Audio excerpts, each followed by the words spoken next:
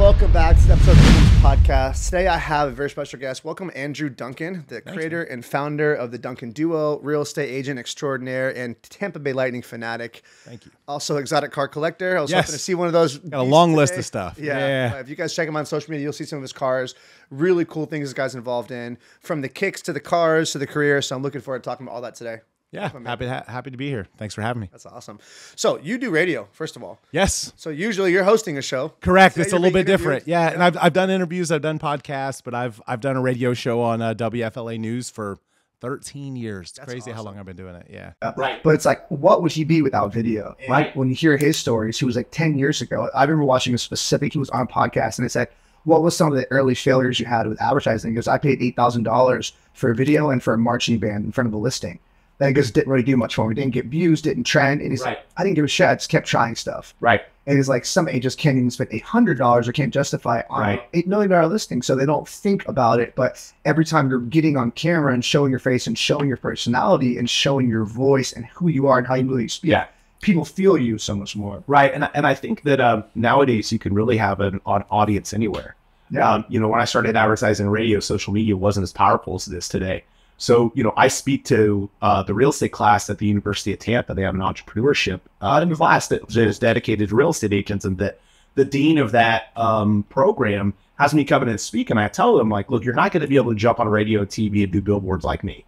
Like, you're going to have to start somewhere else. You need to dominate an audience, but you need to focus on a smaller audience than I focus on, because you're not going to be able to do that you're not going to have a budget to do that for a really long time. So, whatever demographic you want to focus on, is focus on some kind of niche and dominate a smaller audience, whether it's social media, whether it's, where you go to the gym, a favorite restaurant, but you kind of celebritize yourself to a smaller audience. I agree. And then when you have the budget, you can extend and grow from that. Right. Absolutely. What type of things have you seen that video has brought to your business? So I think notoriety, I think people recognize you. Obviously, with TV, for example, it does celebritize you. I mean, I'll have people stop me in public. Someone to take a picture with me. It's still weird as fuck, but like, people do it. Nice. Yeah. It happens to me as well. Yeah. I'm nowhere near the level that you are. Yeah. It's weird, but at the same time, it's like, it's what you're paying for. You're paying for that recognition. You're paying to get business, and you put yourself out there. And I think for me, I did drastically underestimate that, though. So when I started advertising pretty heavily, I didn't really think ahead to, there's going to be people show up at your house, which is going to be kind of weird. Or like, when you go through divorce, it's going to kind of become kind of a gossipy public thing. Right. When you have a dispute with another realtor and you sue him, it makes the newspaper. Like, it's just, there was stuff that I didn't quite comprehend would be that kind of an intrusion. And on such a really small level in Tampa, I see that on like a really small level, and I could only imagine what it's like for like Hollywood superstars, the scrutiny and the intrusion into your personal life. So that was something I wasn't prepared for. But obviously I wouldn't do it over. It's been incredible for my business. I'm certainly not complaining about it. It's just one of those things that I wasn't prepared for. I agree. Have you seen the new Conor McGregor documentary on Netflix? I haven't yet. So I was been a big Conor fan, and he went out of fame a while back, but not really out of fame, but out of like the winning streak. Right. But he's still, so relevant. As I'm watching it, there's an incident that happened with him in Miami where he slapped the old man's phone out of his hand. Right. And he got such bad press about it. But then you start to really see the behind the scenes and what his life is like. He's a three little kids, a wife, constant. Can you just imagine what it'd be like? No matter, and we all have those moods where it's like, hey, today's not the day. Yeah. And you're walking outside, there's 50 people waiting to bombard you, and your family somewhere. It's like, that would be overwhelming. So funny story. I was recruited out of high school by a college in Chicago. And I'm not going to say names because, man, I don't want that kind of heat. Sure. But I actually got into a pickup basketball game with a really famous basketball player during this recruitment process. And if social media was the way it was today, a lot of really great athletes, things that they did like during times like that, it's a completely different animal today. It's completely different how scrutinized and how many cameras are around and all these things that happen. And, at the same time, you can use that to your advantage, though. It's a lot easier to build a brand. It's a lot easier to control a narrative if you know that the cameras are constantly recording. Yeah. And so, like you mentioned with Conor, celebrities and anyone of notoriety today just has more of a target and more eyes watching, and there's cameras everywhere. Yeah. You just have to be more conscientious about, what you do. Totally. You'd be aware they're recording.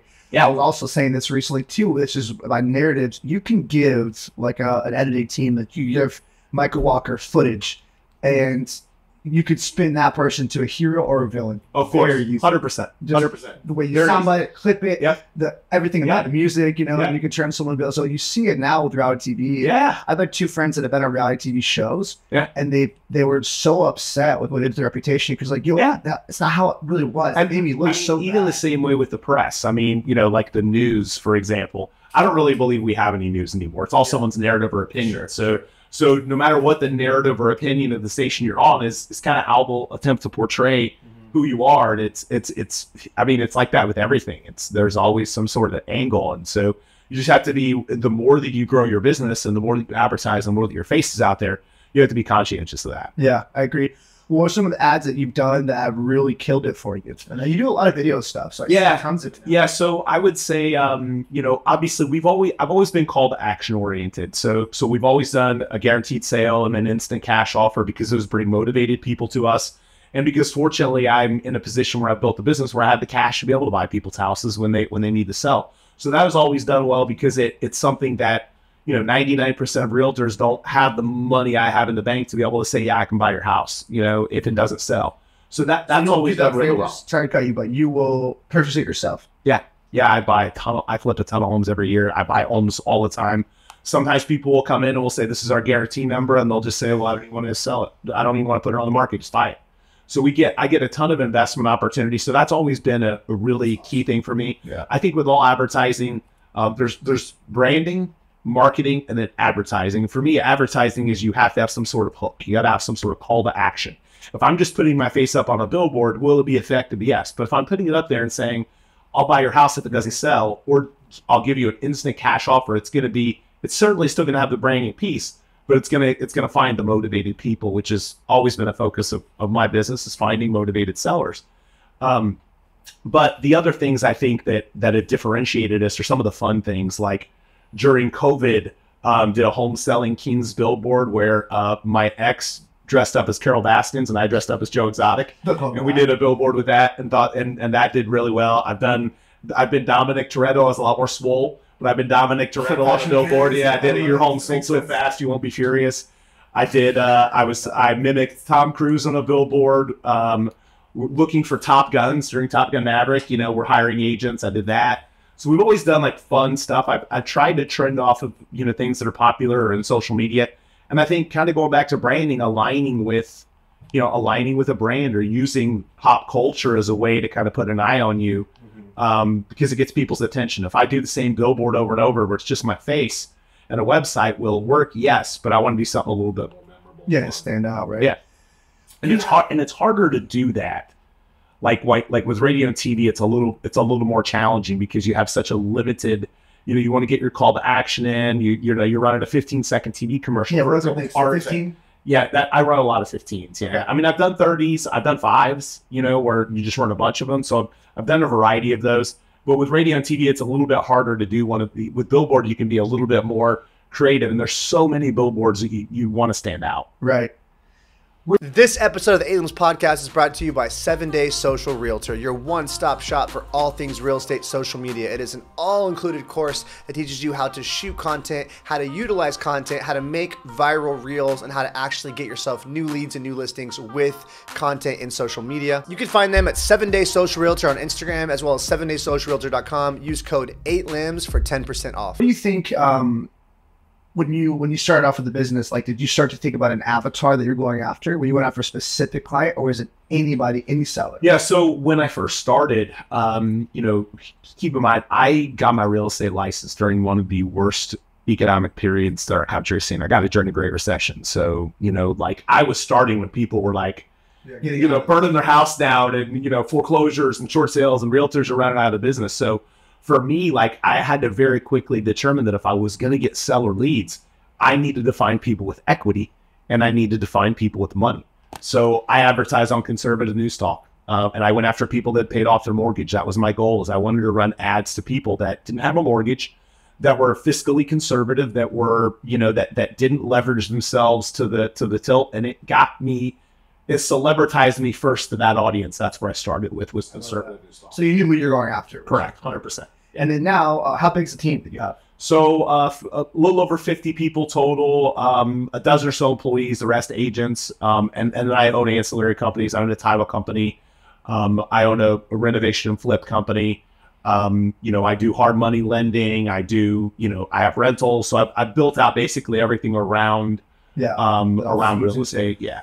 So where I was going with that is like, you guys do some extreme luxury too, I'm guessing, right? Quite the luxury side. So how does that work? So if you're getting something that's under 500,000, I'm sure that it's not me personally. Yeah. So like today, I'm the pitch man, I'm the face of the company, and I lead the company. I'm still the CEO. I'm still in the trenches every day. I coach my top agents. I have 4 kind of main key leaders that do different things in the business. So, my main interaction is with those key leaders. Yeah. And then I have a handful of like my top people that have been with me a long time that I do personally do some coaching with. And from a customer, customer position, I'm not dealing with the majority of the customers. My system and my team are handling it. I'm overseeing it. But yeah, the high end stuff, people that are selling, when a hockey player wants to do a deal or an NFL player wants to do a deal, I'm involved with them. Tagging guys. I'm especially in on those, and you just kind of have to be, and so you obviously met me at a property that's a higher end client that truly I've known for 15 years has helped been a mentor to me, and they were buying and selling, and I'm like, you know what, I'm going to personally, I'm going to personally help them. Yeah. I mean, they're great friends of mine too, so that made the difference. Right. And how awesome they would bring you in to do that, right? Like, I don't know if they work with other agents. I'm sure he does, but they actually don't. So he's kind of a secret weapon for me. He is. So it's like real estate. He is. Okay. He is, but he'll only coach one agent in the market. Like, so I basically can keep anyone else from coaching with him. If he comes to me now, so I have a right of refusal in the sense for anyone else to coach with him. That's interesting. Yeah, he was a cool guy. He's different. He's very old school and a lot. I think that real estate, the last few years, look, technology is great. All the advancements with AI are great, but it's still a belly to belly business. And Bob teaches a lot of really old school stuff that is still super effective. Pick up the phone, call people, get face to face. You can do all of these things with social media. But the idea is to get a face-to-face appointment just so you can sell them a house. And so, I think a lot of real estate agents, as they grow, they lose the basics. They forget the basics. And Bob keeps my company still focused always on paying attention to the basics. And he's also exceptional at making sure that we track everything. I mean, everything. You can see what's working. Correct. The face-to-face thing, I think, is really, really effective. And like, I needed to learn that myself this past year. And it took me reading Grant Cardone's book, 10X Rule again to really grasp this, where it's like I'm stubborn on certain things. I don't have business cards. I have a digital business card, and we have tons of social media products. I don't hand out paper. Right. Why? Because every time I go to an event, someone hands me out. They go in my pocket. It goes in the trash. I literally don't have. So what's funny is I had an agent the other day for New Jersey. Rob Dukansky is the #1 agent in New Jersey. Like, he's literally like a top 5 agent in the world. He runs an incredible team. I've known him forever. And one of his agents texted me and says, "Hey, I have a client I'm referring to you. Can you send me your business card?" I don't even have one. Like, I haven't had one in forever. And the other reason why I don't carry them, it's also a coaching moment that I got early in my career. I want to be in control of their contact information. If I'm going to connect with someone, I want their information. Exactly. I don't want to give them mine because that's reactive. I want to be proactive. I want their information. So I want their card or I want their cell phone number versus giving them to me and waiting on it. Yeah. Yes. So, which is cool. That's super fast too. They sign with their phone and then they have a lead capture form. Yeah. Perfect. So it's really quick. It's autofill, but now I have their email, their phone, they're the right to email. I'd much rather have that than me give out my card and hope that they call me something. Right. Well, so the point of being face to face of, to reaffirm what Bob was saying to you is that it's so true. Like, I'm on a lot of video, and what I love, the first thing you said when I walked in the condo was, "Hey, you look just like you do online. Like, I've seen your videos before, right?" And it's like when you can go to a place where you're going to meet potential clients or anyone that they've seen you, they've already seen a video. That face-to-face is way more powerful. Here's the other reason video matters. And this is kind of a joke, but it's true too. How many realtors you met and it's like a 25-year-old photo that you got? Like, you don't even know if it's the same person. Like, you walk up and it's like, and then, okay, mine's 6 years old. All right, so mine's getting there. Mine's getting time to replace. I actually had somebody tell me the other day, and you got a little bit more wrinkles now. You might have a little sprinkle of gray inside of your neck. It might be time for a new, time for a new profile photo. But in reality, I think it also, because truly, like, I've met real estate agents where if all I looked at was the photos that I put online and I meet them in person, I wouldn't even recognize them because it doesn't even look like the same person. Yeah. So video allows you again to you're going to recognize the person that you wouldn't recognize from a photo, especially if they're using like a retouch doctor, old, 20-year-old photo, right? Like, so it's like, video allows you to see that. I agree. But more so, you also feel their charisma and their presence. Correct. So when an agent, if there's like a very, very attractive agent, is male or female, but they just think a photo is what matters, fine. But then when they get in person with you, you're a rock. Yeah. And you have nothing. And they don't feel, especially if it's a luxury property, they don't feel the confidence like, you're going to be able to sell this thing? Like, I don't know. So the video is huge, but I think it's just more for just to memory someone. You see a photo of them, then you see a video of them, and then when you meet in person, we got on a yacht with Kevin Bird from Impact Beauty, and as we enter the boat, as I'm walking on, to go, hey, you're the guy from 7 Days Social Realtor. We just did your course. Yeah, it's crazy.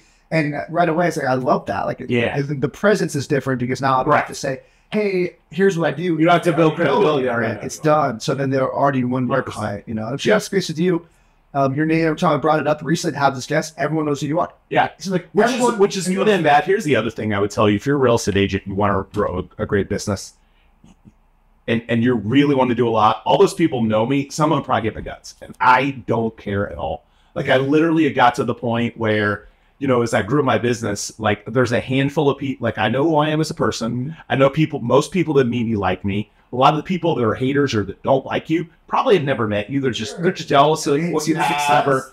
Right. So I had to get super comfortable with people not liking me. And now literally, like, I know a ton of people like me, but there's like a handful of people that actually care what they think. That's it. I agree. I heard Joe Rogan say recently that people that have the desire to be liked are the least authentic people. Yeah. So, and some people really need to please. So if they feel like they learn at a young age, hey, if I don't fit in with the group, then something's wrong. That's all humans' biggest fear is rejection and alienation. Yep. So we're like, and learn the young age, I have to fit in. So sometimes people develop this personality where they just say yes to everything in a group. They don't agree. They don't reject things, their backbone. So I think there's some truth to that. Some of the most successful people are polarizing, right? Yeah. And there's truth to that, Yep. For sure. And I think, again, just with any kind of success, you're just going to have people that are not going to like you, whether it's customers that, hate that, I'll literally have people that will call me voicemails at my office to tell me that they're tired of seeing my advertising and I'm running too many ads. I'm like, dude, when you start paying my bills for me, I'll stop running. But like, it's like, and literally I'll have that happen, or I'm tired of seeing your billboard, or, it's a stupid billboard, or, whatever they want to say. And I just kind of laughed. It's like, man, you really have that kind of free time? Like, I don't have that free time. Like, you have that free time where you could just call somebody's business and tell them that you hate them. Like, man, you're the most, I would hate to be married to that miserable person. Like, there's a funny bit. People do it. Like, I still get people that all the time with that stuff. It's crazy. There was a bit on Rogan's podcast that reminds you of that. He has a lot of very high-end celebrities of his show. And I remember saying this. He was like, just so everyone understands this, he's like, no one doing anything successful has time to leave a YouTube comment. He's like, so, I don't read the comments because no one's leaving those comments. They're doing anything noteworthy anyway. So people have this 100%. And that reminds me of what you said. There's this famous quote. This guy won the National Bowling Championship. And it's this thing. I've seen it clipped so many times. And it's like, bowling is bowling. Some people might love it. Some people might think it's corny, whatever. But he won this championship. He walks out like a badass. Like, he just won the championship belt in the UFC. And he looks at the camera and says, whether you love me or you hate me, you watch. That's all you can do. Oh, so the funny part is, I know what bowler you're talking about, and I can't remember his name. He's hilarious. I'm not a bowler, but he is. He's good on camera. He is hilarious, and he is polarizing. There are people, because like, he does stuff like, I mean, if you watch baseball or basketball, a guy dunks and he does something crazy, and then some people think that it's kind of like not cool. Or a guy hits home run, flips the bat.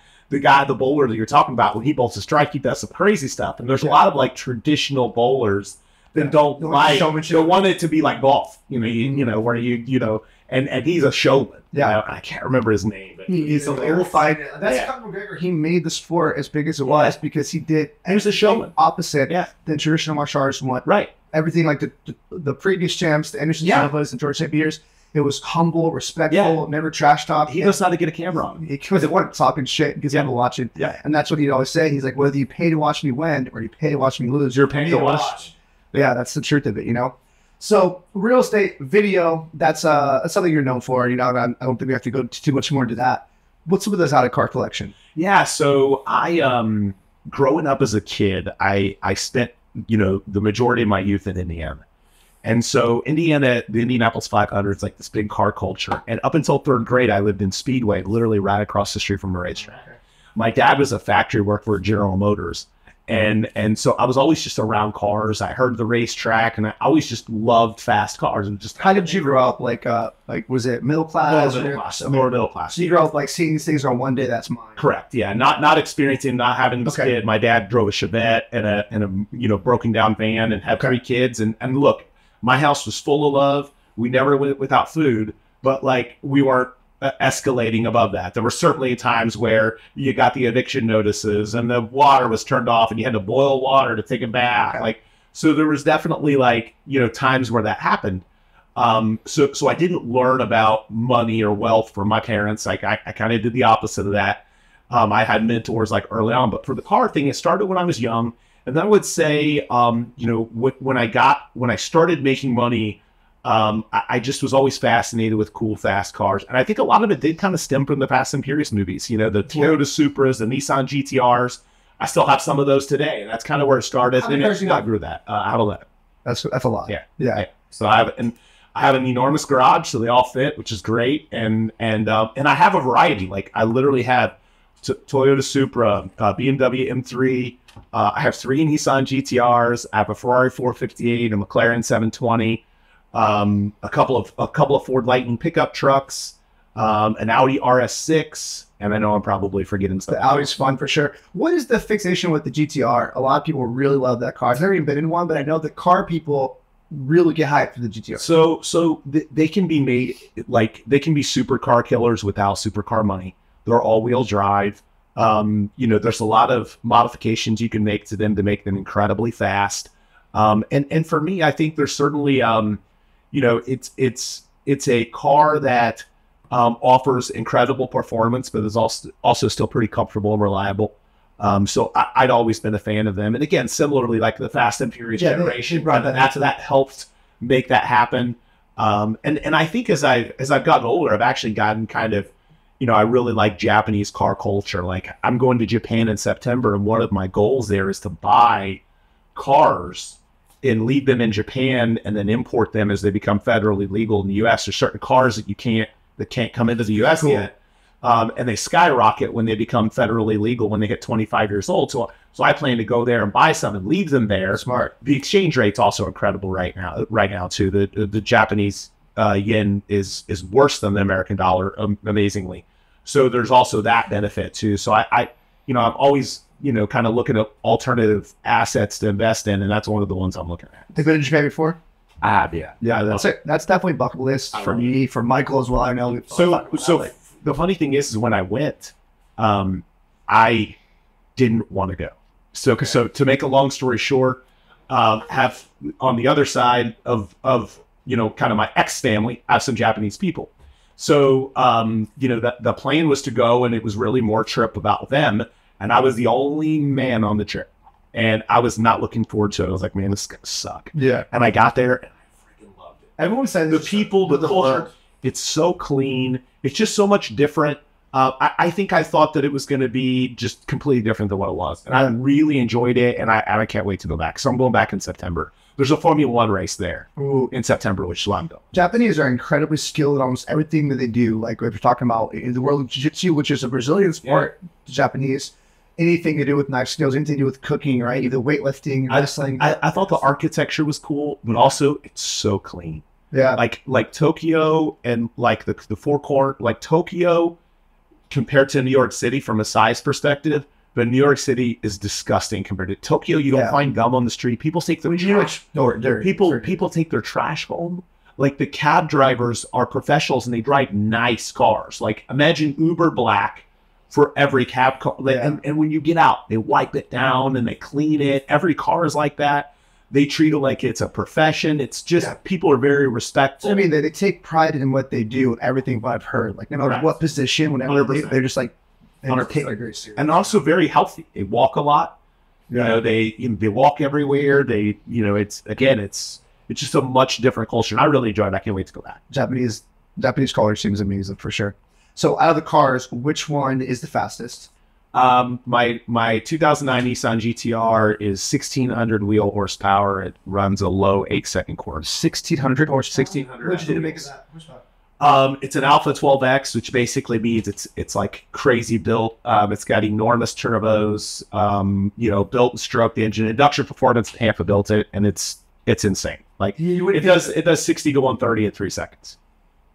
That's insane. You would think the GTR would be the Ferrari than McLaren. Oh, right. It'll kill it. Like my GTR is literally like it's like a rocket. Like it's crazy. And all-wheel drive, and again, the way that they are the way that they're tuned and the things that you can add to them by increasing the turbo boost and building the motor up and the transmission, it's insanely fast. So my buddy, when he was one of the first people that got this Tesla Plaid. Yeah, so as soon as the S Plaid.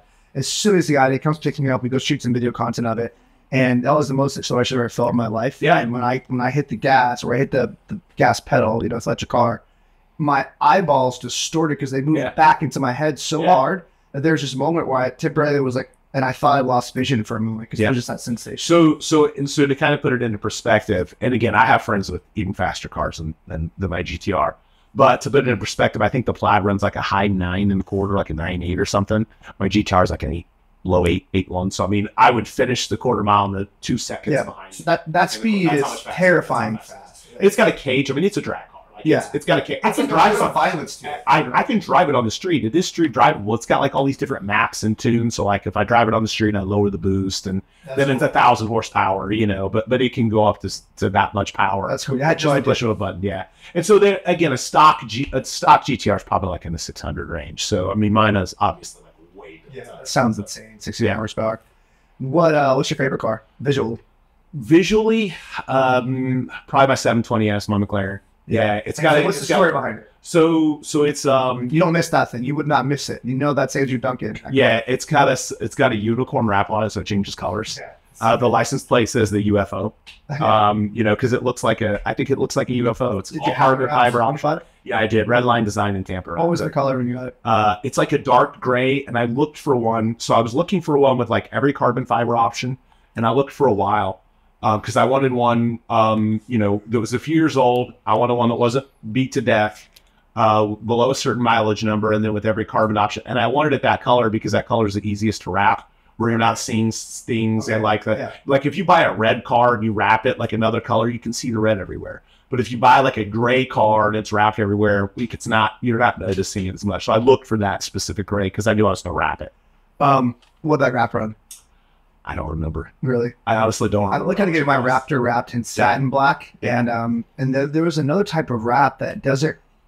Interesting. The wrap would be like 5K, but this other type of wrap that I want to do, which is like a clear wrap that makes it look matte. Yeah. So is it already black?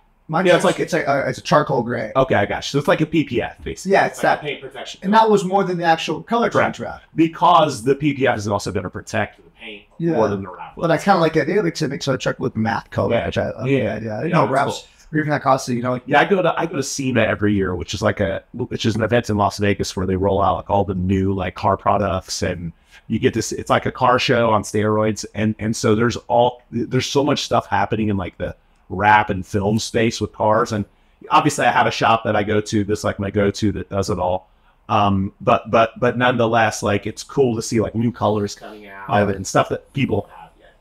Yeah, the exotic car culture is almost like trending now, and I think that's happened a lot because of the Andrew Tate online content. Yeah, I think so much of the Andrew Tate the exotic cars, and it's like especially the young 20 to 28-year-old entrepreneurs who didn't care, and now like all like renting turtle businesses. Yeah, but I think the other thing that a lot of people don't realize is that there are a lot of cars that are actually pretty strong protected assets. Like I have a Ferrari 458 that just won't go down in value.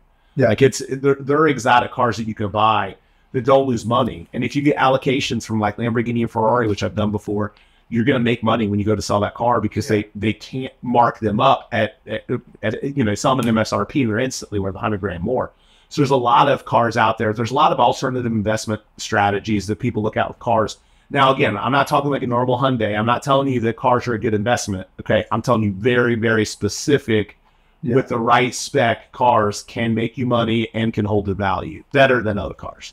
Is there something? And exotic cars do that. A lot of exotic cars do that well. Yeah, any kind of like exotic car is known to do that. Right. Like people always they always tell you that, but I have friends that have bought some cars. They'll defend it by going, "Hey, but this is an investment." Yeah, it really is. Sometimes it is. Yeah, for sure. What's on your list that you haven't acquired yet? Like you have cars. Like, hey, I'm gonna have this one day. Yeah. So and I have had every kind of exotic, but I would say for me, McLaren Senna is one that I want. It's a $2 million car. Okay. That's on the list. Not a Bugatti guy. I'm not a Bugatti guy. Ford GT. that'd be cool. Ford GT I think is cool. R34 GTRs, so they can't come into the U.S. for another year. The right-hand drive, the kind that Paul Walker drove in the Fast and Furious, like the Bayside blue one of those for sure, is definitely something I'd want. Those would probably be kind of on the top of my list. Ever go electric? Lately? No. I wouldn't. So here's what I'll say. I can't say I'll never own an electric car. But for me, like the experience, I want the smells, I want the noise. I don't enjoy the electric car stuff. It's just not for me. To each their own. Like I want the noise and the smells and the, all that. And again, I think they've come a long way. But they're just not my cup of tea. I love it, man. Well, the car stuff's very, very cool. Like I said, the turtle business lately here has become a big thing. Yeah, I have friends that do well with it. There's somebody that has the Plaid and has the McLaren. He bought them for a business. Yeah. And he rents them out. And then he depreciates them. He gets financial benefits. Of course, yeah. They do get damaged. Paint, all the time. And when I was in the Plaid, the first thing I said to him after I felt the Plaid was, how are you going to let someone rent this when it's this fast? It's so dangerous. Yeah. It's so insane dangerous. But yeah, it's a crazy business, and the exotic cars are cool. The tough part for me, I get attached to cars. Yeah. Clearly, I keep my cars. I don't sell the ones I have. It's like I don't want to sell it. I wish to buy another one. It's like there was a joke. A buddy of mine told me a while ago. He's like, Andrew, you got a daily for your daily. I got this one to save mileage on this one. I got this one to save mileage on this one. Yeah. And it's like it's true. I get attached, and it's like, man, I'm just gonna keep this. What do you drive more? Yeah, and I do drive a lot, but I would say what I drive the most. It probably goes between like my Audi and my truck. Probably. For Lightning. Yeah. Lightning. And not the electric one. I'm talking the old school, big supercharger loud, big can. Yeah, I remember that truck. Yeah, I mean that's so I drive that and probably my Audi the most. Yeah. And then I pick my spots too. Like this morning I went to a flip house that I'm working on buying. I'm not going to roll up to that house in the McLaren. I kind of hurt my negotiating leverage. I'm not going to pull up there. I think, if I'm going out to, Ocean Prime on Friday night or Eddie V's or the Edition, then yeah, I'll probably drive an exotic car there. But I do pick less spots. I feel that. Have you tried Union yet? I haven't. Yeah, I want to. It was impressive. It's definitely like a meat market type vibe. It's cool. Like that new Tampa spot. Cool. Cool. Yeah, I look forward to going there. So, circle back to the real estate thing, because this is something I know a lot of people are going to want the real estate insight from you. We had a couple questions. If you were a brand new agent coming in, and let's say a 21-year-old, but you've coming from one career into real estate, you're proficient, you have some business savvy to you, what's some advice that you would give them besides Duncan Duo team? Yeah, I mean, and not just Duncan Duo team, but I do think the team, there's an evolution in the business going on right now because of how expensive it's gotten to advertise. It gets more and more expensive to advertise and generate the business. And I think a lot of people, the reason why the failure rate for real estate agents is approaching 90% in Florida is because they go somewhere that promises them everything under the sun and says, I'll give you every commission dollar. If they're giving you every commission dollar, they don't have any vested interest in your success. They're not going to spend any time on you because they're not making any money. Well said. But the second part of that is I think that the failure rate is high because I think a lot of people pick the wrong place to get into it first. And then by the time they figure that out, they've burned through the money that they'd saved. And now they're kind of stuck with commission breath, trying to force stuff to happen because they need money. So I think you got to be really conscientious about the right place to go from the beginning. Because if you're going somewhere where you're going to have to learn how to do everything and become a master at everything, you're going to fail. When you can go somewhere where it has the advertising, the marketing dialed in, where they have something else dialed in that they can take off your plate, then it's less things for you to have to learn. Because you have to learn how to be a salesperson. You have to learn how to market. You have to learn how to navigate through the process to the commission table or to the closing table. You have to negotiate objections. You have to learn how to do all these things. And people, I think, drastically underestimate how hard it is to generate the business. They think, I have a lot of friends and family. Yeah. All your friends and family know 2 other realtors. And you're brand new, and they're not going to trust you. And they have activity. They're not going to trust you yet. They're selling the most expensive thing they're going to own, and you're brand new. You think they're going to trust you? They're not. I talk about it all the time. People think that, you know, oh, I can't believe they use someone else. It's like, listen, you're putting too much value when you think your relationship is with them, because they're seeing the other agent, they barely know, but they see activity. Yeah, and I think you have to, if you're going to not go that path, you have to have a good pool of business. You have to reinvest in your business. I also think you have to do something different. You have to differentiate yourself somehow. You have to stand out.